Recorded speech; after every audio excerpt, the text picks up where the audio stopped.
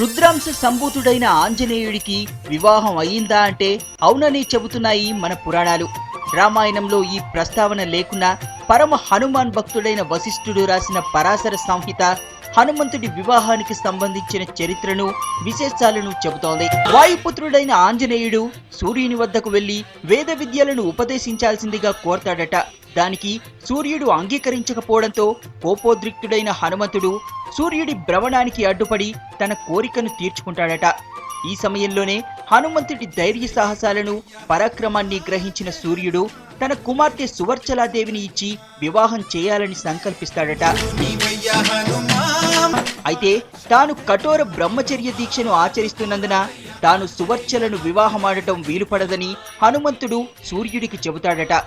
అప్పుడు సూర్యుడు వివాహం వల్ల నీ బ్రహ్మచర్య దీక్షకు ఎలాంటి ఆటంకం కలగదని చెబుతూ బ్రహ్మచర్యంలోని ప్రజాపత్య బ్రహ్మచర్య విధానాన్ని వివరిస్తాడట.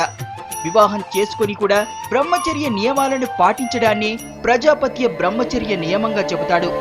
అలా జ్యేష్ఠ శుద్ధ దశమి రోజు సూర్యుని కుమార్తె అయిన సువర్చలను వాయుపుత్రుడైన ఆంజనేయుడికిచ్చి వివాహం జరిపిస్తారు. అలా హనుమత్ సువర్చల వివాహం జరుగుతుంది. అయినా కఠోర బ్రహ్మచర్యాన్ని పాటించాడు కాబట్టే హనుమంతుడిని నిత్య బ్రహ్మచారి అని పిలుస్తారు. అంచేతనే సూర్యపుత్రీ చ విద్మహే హనుమత్ పత్నీ చ ధీమహి తన్నో సువర్చల ప్రచోదయాత్ అని మన వేదాలు చెప్తున్నాయి.